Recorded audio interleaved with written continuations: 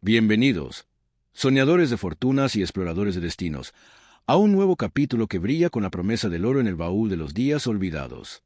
Soy Cerberus, y hoy desenterraremos un día que, hace casi 130 años, encendió una de las fiebres más legendarias en la historia de la humanidad, atrayendo a miles a los confines helados del mundo. Hoy es 16 de agosto. En esta fecha de 1896, en un remoto y gélido rincón del territorio del Yukon, en el noroeste de Canadá, un puñado de buscadores de oro hizo un descubrimiento que encendería la imaginación de millones, provocaría una estampida de proporciones bíblicas y redefiniría la geografía de la aventura. El río Klondike, hasta entonces una simple corriente de agua en la inmensidad ártica, se convertiría en sinónimo de riqueza, de desesperación y de una búsqueda implacable. ¿Cómo un puñado de pepitas de oro en un arroyo olvidado pudo desatar tal locura global?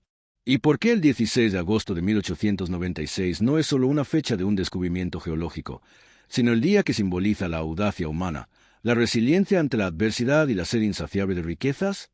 Prepárense, porque hoy abrimos un capítulo de la historia que nos habla de la promesa de la fortuna, la brutalidad de la naturaleza y el indomable espíritu de aquellos que se atrevieron a desafiar el fin del mundo. Para comprender la magnitud de la fiebre del oro del Klondike desatada aquel 16 de agosto de 1896, debemos transportarnos a finales del siglo XIX. Era una época de exploración, de expansión industrial y de una fascinación perdurable por la riqueza fácil. Ya se habían producido fiebres del oro en California, en Australia, en Sudáfrica, dejando una estela de ciudades fantasma y fortunas fugaces. Pero el Gran Norte Blanco, vasto e inexplorado, seguía siendo un misterio, un territorio inmenso donde la naturaleza reinaba con una ferocidad inquebrantable, pero donde también se susurraban leyendas de inmensos tesoros ocultos. En ese rincón remoto del Yukon, el día a día era una lucha por la supervivencia. Un puñado de buscadores de oro, aventureros endurecidos, tramperos y miembros de las primeras naciones, ya conocía las durezas de la vida en esas latitudes. Sus días transcurrían entre la pesca, la caza y la búsqueda incansable de vetas de oro que rara vez daban fruto.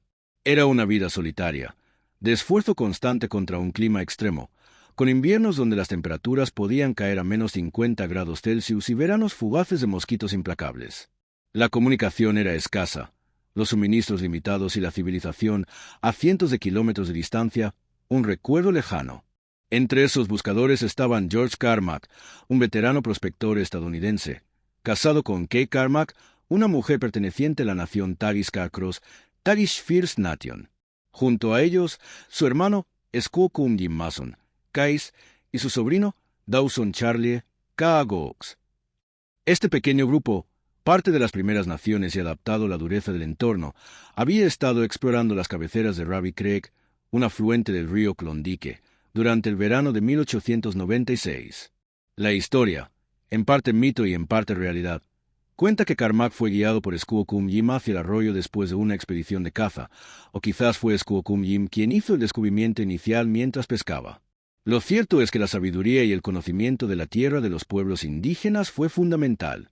Y así, en las orillas de Ravi Creek, en ese remoto 16 de agosto de 1896, la historia de la región y de miles de vidas cambió para siempre. George Carmack, o quizás Squakum Jim, metió su sartén en el agua helada y, al agitarla, vio lo impensable. No eran solo pequeñas motas de oro, sino pepitas y en una cantidad asombrosa. Algunas fuentes hablan de pepitas del tamaño de guisantes, otras de trozos aún más grandes. El lecho del arroyo estaba literalmente pavimentado con oro. El descubrimiento fue tan rico que Carmack, en su diario, escribiría que vio el oro más rico que jamás se había visto. Habían encontrado el oro aluvial, arrastrado durante milenios y concentrado en un lugar que ahora prometía riquezas inimaginables. El pequeño grupo actuó rápidamente.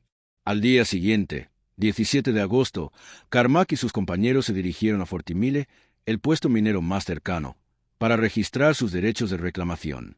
Rebautizaron Ravi Creek como Bonanza Creek, y poco después, el vecino El Dorado Creek se reveló también como una veta excepcionalmente rica. La noticia, aún confinada al pequeño círculo de buscadores de la región, ya estaba encendiendo una pequeña, pero intensa, fiebre local. Los pocos que estaban cerca abandonaron lo que hacían y se dirigieron al Klondike. La primera ola, los veteranos del Yukon, aquellos que ya estaban en la región, tuvieron la ventaja. Ellos fueron los que cosecharon las fortunas más rápidas y significativas. Pero el mundo tardó en enterarse. Las noticias viajaban lentamente desde el lejano Yukón. No fue hasta el verano de 1897 cuando el descubrimiento se hizo global. El 14 de julio, el barco Excelsior atracó en San Francisco con un cargamento de oro de $750,000. 3 días después, el 17 de julio, el Portland llegó a Seattle con más de 1 tonelada de oro a bordo. Cuando un reportero preguntó a un pasajero cuánto oro traía, el hombre simplemente abrió una maleta llena de pepitas de oro. Las imágenes y las historias de hombres volviendo con carretillas llenas de oro puro, o cubriendo mesas de hotel con sus pepitas, desataron la locura. Los titulares de los periódicos en todo el mundo occidental explotaron. Oro, oro, oro, miles a la fortuna. De la noche a la mañana, una histeria colectiva se apoderó de América del Norte y más allá. Miles de personas, desde oficinistas y granjeros hasta médicos y tenderos, abandonaron sus trabajos, vendieron sus casas y dejaron atrás sus vidas para dirigirse al Klondike. Se estima que más de 100,000 personas se embarcaron en la búsqueda de la fortuna, aunque solo unos 30,000 a 40,000 lograron llegar al remoto distrito minero. Era la gran estampida, la carrera hacia el oro, una prueba de resistencia y de fe en la riqueza.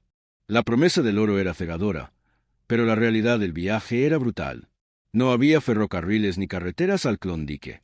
La mayoría de los tampides, como se conocía a los buscadores, tuvieron que viajar en barco por la costa del Pacífico hasta Skagway-Odyea, en Alaska, y desde allí, emprender un ascenso épico a través de las montañas de la cordillera costera. 2 rutas infames esperaban: el Paso de Chilkoot, una escalera de 45 grados de hielo y nieve, y el Paso Blanco, un sendero más largo pero igualmente traicionero, conocido por los miles de caballos que murieron en él, ganándose el apodo de Sendero de los Muertos.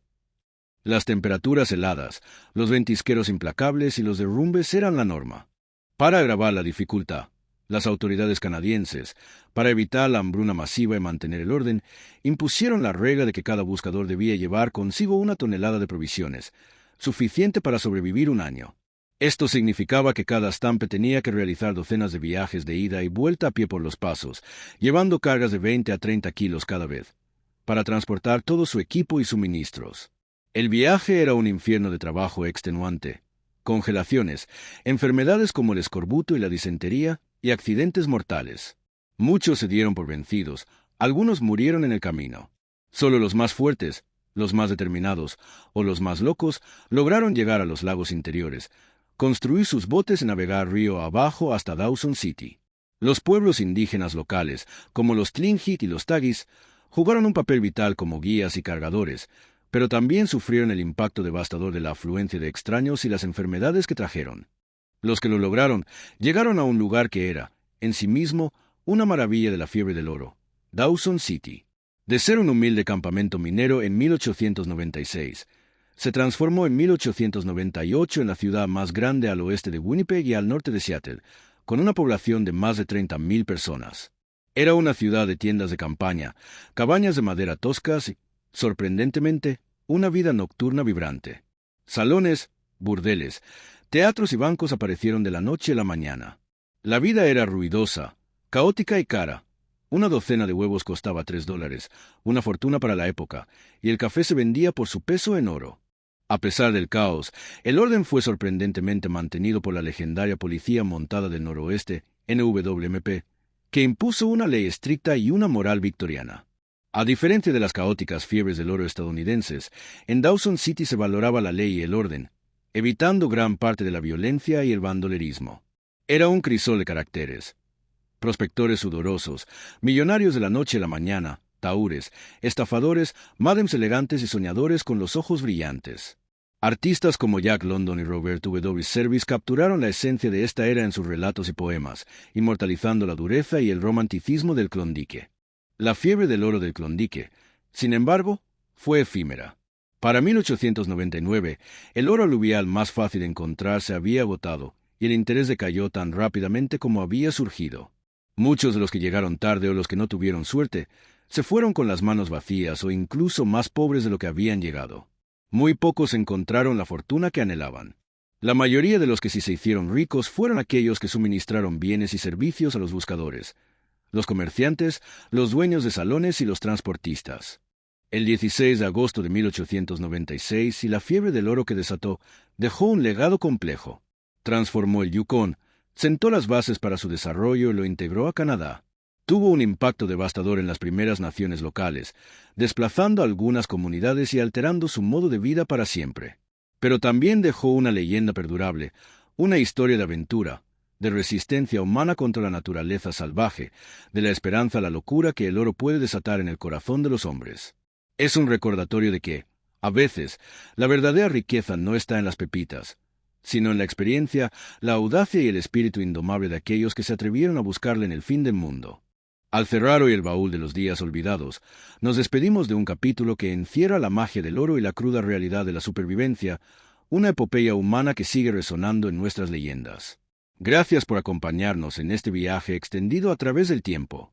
Si esta historia te ha fascinado, te ha inspirado o te ha hecho reflexionar sobre la aventura y el espíritu humano, te invito encarecidamente a que te suscribas al Baúl de los Días Olvidados en tu plataforma de podcast favorita, Spotify, Apple Podcasts, Google Podcasts o donde quiera que nos escuches. No olvides dejar una reseña, ya que eso nos ayuda a crecer. Y, si te ha parecido importante, comparte este episodio con alguien a quien le apasione la historia, o simplemente con alguien que necesite comprender el significado profundo de esta increíble aventura que marcó una época. La próxima vez, desempolvaremos otra efeméride, otra historia que espera ser contada y reflexionada. Hasta entonces, soy Cerberus, y te espero en el próximo capítulo del Baúl de los Días Olvidados.